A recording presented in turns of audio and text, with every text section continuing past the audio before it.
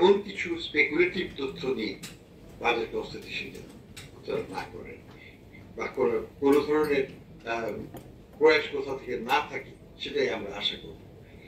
আমরা জানি যে কিছু আছে কোম্পানি দুবাই এবং অন্যান্য জায়গায় আছে যারা চেষ্টা করবে বাজারকে অস্থিতিশীল করতে, আগে করেছে, এখন হয়তো তারা চেষ্টা করতে পারে।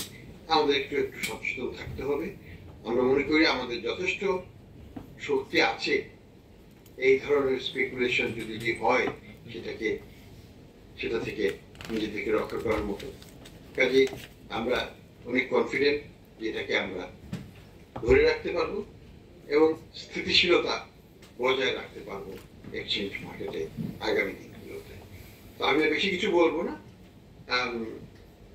আমি শুধু আরেকটু কথা বলবো, সেটা হচ্ছে যে এই এগ্রিমেন্টটা আজকে যেটা হলো, এটা স্টাফ লেভেল এগ্রিমেন্ট, এটা IMF এর বোর্ডে জুন মাসের শেষের দিকে এটাকে অ্যাপ্রুভ করা হবে এবং এটার অ্যাপ্রুভাল হওয়ার সাথে সাথে তার আগে থেকে আমরা বিভিন্ন ডোনার সাপোর্ট থেকে অন্যান্য জায়গা থেকে আমরা ব্যাপকভাবে সহায়তা পাবো।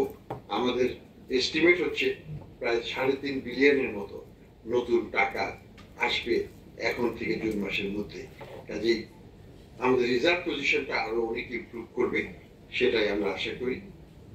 এবং আমরা যদি বলতে চাই বাজারের উদ্দেশ্যে, বাজারকে নিয়ে চিন্তিত হওয়ার কিছু নাই, ডলারের ভ্যালু নিয়ে চিন্তিত হওয়ার কিছু নাই। তোমরা স্বাভাবিক কার্যক্রম চালিয়ে যান, দেখবে সবকিছুই স্বাভাবিকভাবেই চলবে। পরবর্তীতে আপনাদের প্রশ্নের উত্তরে